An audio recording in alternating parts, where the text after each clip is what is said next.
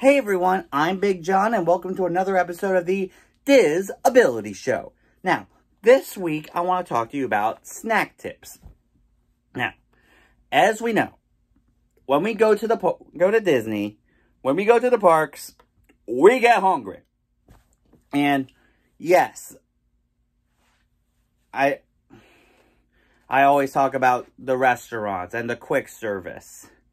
But it's always a good idea to not only buy snacks in the parks, but also, especially if you have blood sugar issues, bring your own snacks as well. We usually bring me about 3 or 4 snacks and 1 or 2 juice pouches a day to help with my blood sugar. And it is a good idea to let people in your party know when your battery needs recharging. And I mean your stomach battery, because you're hungry and you need a snack.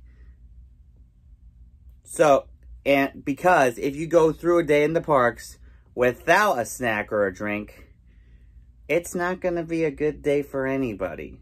So, take a snack, take some snacks, take some juice, buy more snacks in the parks, buy something to keep you cool in the parks to help you out, because this time of year, it gets hot down there.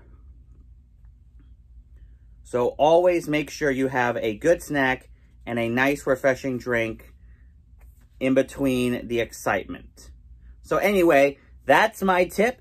Let me know in the comments if you have any questions on how to do Disney for people with disabilities, and I'll make sure it gets into a future episode. And now it's time for this week's Top 5. So, we're about a month away from the 50th anniversary, and there is some entertainment offerings have yet to return. Citizens of Hollywood, I'm gonna say it till it happens. I am. And look forward in about a month for a big announcement about some stuff we're going to be doing to honor entertainment. Stay tuned for that. But for right now, while some entertainment is still unavailable, there are some offerings that are available in the parks right now, as things slowly get back to normal. So this week, we're going to talk about the top 5 current entertainment offerings. So, number 5, something that just came back in the past month, Beauty and the Beast at Disney's Hollywood Studios. Now, the only time I saw this show was back in like 99, 2000, and back when the show started with Be Our Guest, and it kind of like circulated over to the Belle song, and when the Beast made his monstrous appearance, and you know. But as you know, the show has changed since that. It starts the proper way,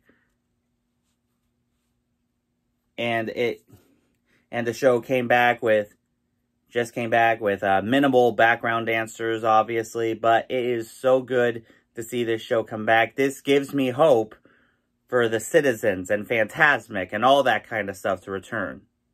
And Hoop-de-Doo, too. So, anyway, number 4 is the Jammers. Now, they are a huge part of the Epcot amazingness. For those who have been here long enough to see one of my past videos from 2019 from Flower and Garden, you know, one of the older Jammers saw me filming them and said, "Hey, Big John," because they saw my hat, and it's so good. It was great seeing a new lineup of them my past trip. I have 2 videos of the Jammers as the Jammin' Chefs coming up, so I'll be on the lookout for those once they're uploaded.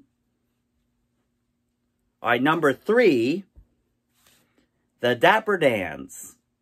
So, Yesterday, the Dapper Dans returned to Disneyland over in California, but the Dapper Dans in Florida have been back since, like, last year, and they are so good.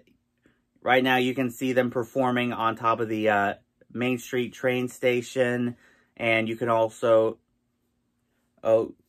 sometimes see them sing when running on the trolley. I have a video coming up of that, so stay tuned. And they are perhaps one of the best groups in Disney.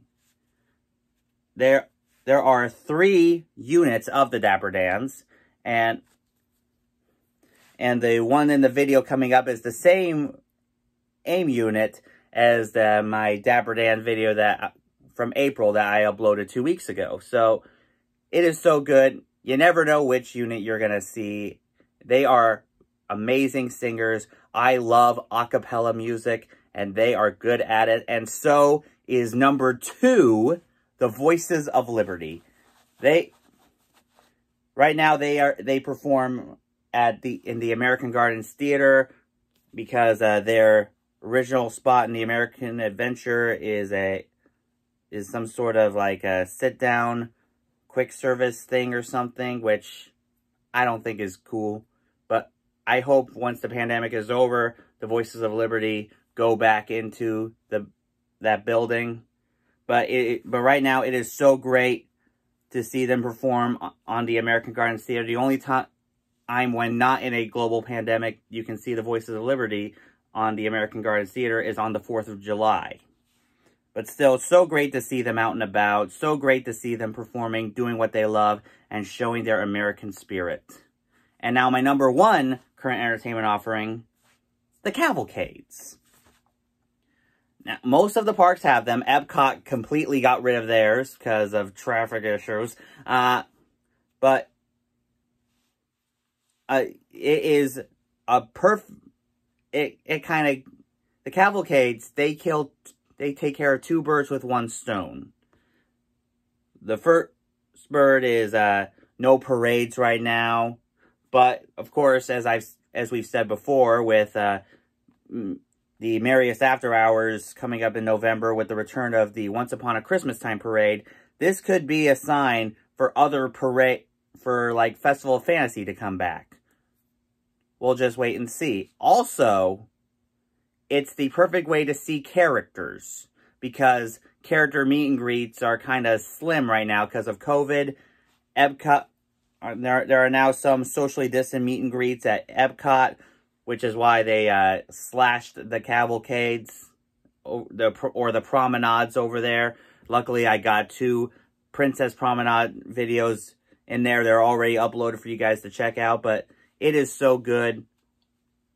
I have great cavalcade videos coming up of Tinkerbell, Main Street Philharmonic, the Pixar Motorcade from Hollywood Studios, and Donald, Daisy, and Launchpad's Flotilla at Animal Kingdom. You guys, and of course, Pooh on the trolley, and as I mentioned, the Dapper Dans. So be on the lookout for those videos.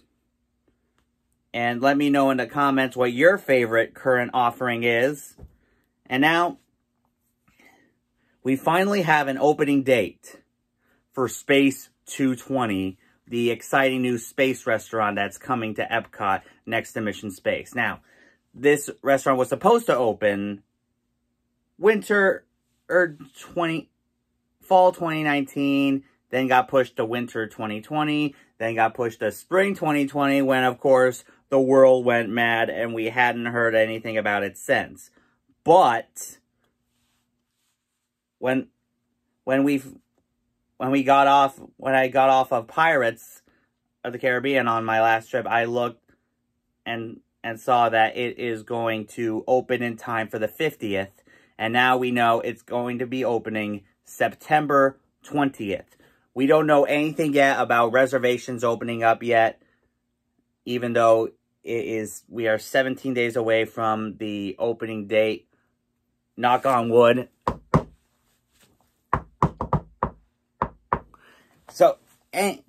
But I'm finally looking forward to, so hopefully we can get a reservation and get a good idea of the food there. See if it passes my seal of approval. So anyway, that's this week's show. As I always say, let me know in the comments if you have any questions on how to do Disney for people with disabilities, and I'll make sure it gets into a future episode. Now, for this week's shout-outs, make sure you check out my friend Beth over at Beth's Disney Adventures. She does great live streams from the parks each and every week. I think she has a Disney trivia coming up, so check her out. Also, make sure you check out Fresh Baked Disney. They do great videos and news over at Disneyland in California. You should definitely check them out. Liz of Fresh Baked is a huge supporter of mine. Also, make sure you check out Theme Park Lifestyle. He does awesome theme park videos, not just of Disney, but of other parks as well. Also, make sure you check out Disney Inside Andy. Andy is a fellow YouTuber on the spectrum. He does awesome videos at home. Make sure you check him out as well. And as always, for the latest attraction news, make sure you check out my good friends over at Attractions Magazine. And until next time, have a zippity-doo-dah day.